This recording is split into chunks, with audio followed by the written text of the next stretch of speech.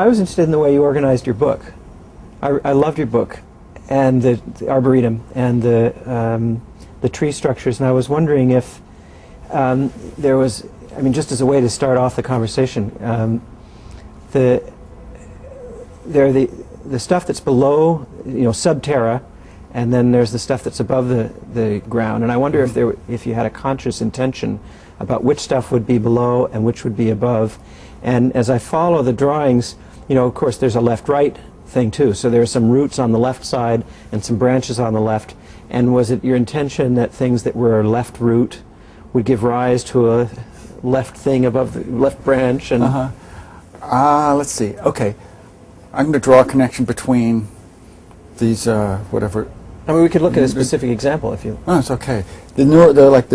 As you were saying, a memory is a kind of a temporary neural set of neural connections. A configuration. Yeah. So, in a way, I guess I thought of these things that way, as being possible connections. Imagine, maybe whimsical, maybe sometimes realistic, sometimes based on kind of things that seem irrelevant. There's something in the brain that loves these kind of structures. So I just started playing with them, and I compared it to automatic writing, where you just allow whatever comes out to pre-association. Come out. Yes, whatever comes out to come out, and then you look at it and go, see if there's anything. Is that how you write lyrics? Sometimes, not always, but sometimes, or at least sometimes the lyrics start that way, and then the craft comes in. So it's a similar process, and sometimes intention would intervene. I'd come up with a bunch, jot down a bunch of possibilities for the roots of a tree and kind of following the evolution of something up into the branches or something, and then I go, what if you reversed it? What if the effect creates the cause, sort of, or you assume that it doesn't necessarily flow one way; it flows both ways. Yeah. I thought, which is sort of how trees work, right? Yeah, certainly how trees work. But I think sometimes the effect does produce the cause in other areas too, not in a absolutely literal way, but in a kind of more metaphorical way. Yeah. So I thought, okay, let's play with things that way. Let's put things together that really don't belong together. So some of that was intentional, and see what happens. See if that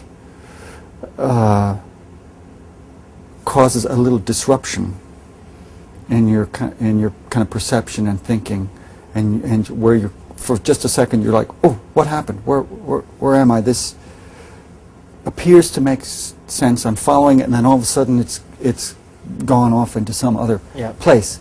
And you hit on that with music, that music holds your attention by small disruptions, by going off on detours, or the road doesn't go straight. It goes straight, and then just when you think where it's going, it goes a little bit to the left, and that gives you pleasure.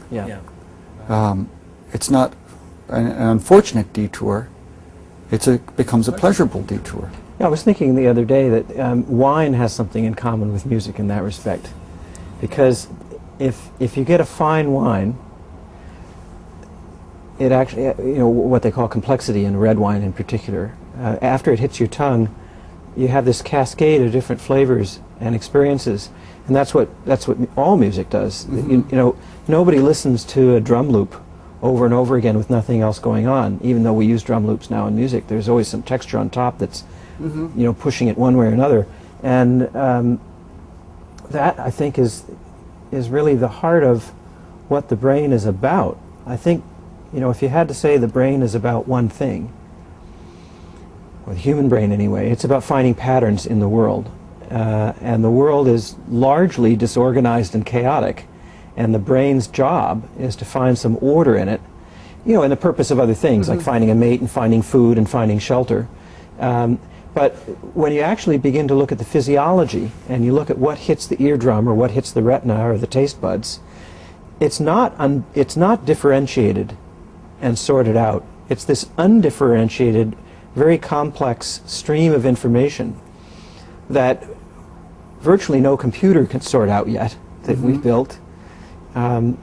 It takes this special kind of computer, the brain, this massively parallel computer, to be able to take all of this chaotic stuff and find order in it.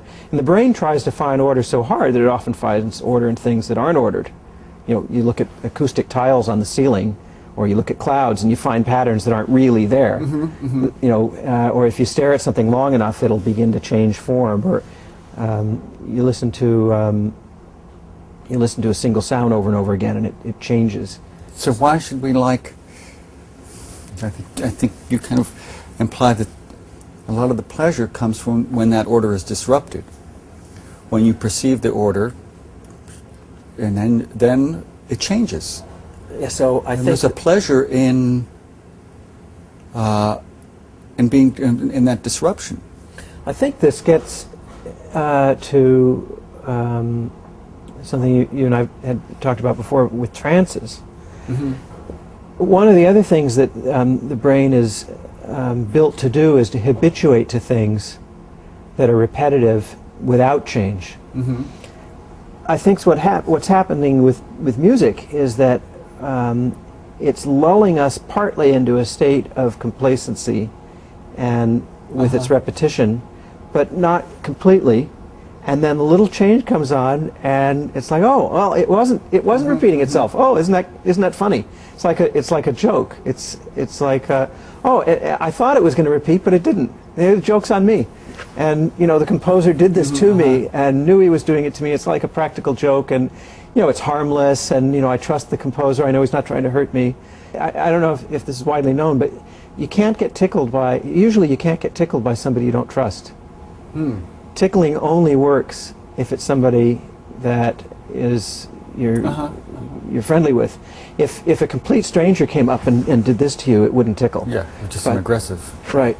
But the exact, I mean, you can show that the exact same movement and pressure and everything will create a tickle if it's somebody that you trust. So there's this element of safety that's required in music as well, that you have to let your guard down enough that you're going to let the composer trick you in these little ways and know that it's not going to be harmful.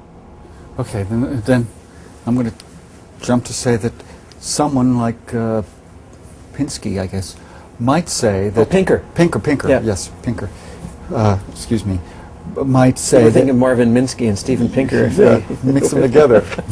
That he might say that this enjoyment of disruption is a side effect of something that evolved, an evolutionary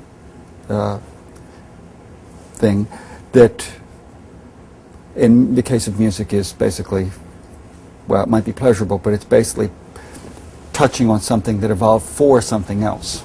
Yeah. That's his story, and he's sticking to it. Is he still still sticking to it? The Pinker argument is that in spite of the fact that we find music pleasurable, and it can prolong life, and you know, we devote a lot of our energy to it, his argument is that it wasn't an evolutionary adaptation. Language was the adaptation, and music is sort of piggybacking on it. And he draws some analogies. For example, birds didn't, in fact, from what we know from evolutionary biologists, birds didn't actually evolve feathers in order to fly. They evolved them to keep warm in the climates and environments they were in. And once they had this feathery stuff, they then later co-opted it for flight. Pinker's argument is that, you know, humans didn't evolve music for a purpose. Once we had language, you know, we exploited the language that was there as birds exploited feathers. And I don't know if at the end of the day the argument really matters, but I think that Pinker's wrong because you know, some of the oldest structures of the brain, we were talking earlier about the reptilian brain, they're projections from the ear to the cerebellum and to the limbic system, and very, very primitive structures that all reptiles have, that all vertebrates have, that are not unique to humans. And these projections convey music almost selectively as opposed to language. And I find that, you know, a part of the evidence that, you know, music might be evolutionarily older than language. And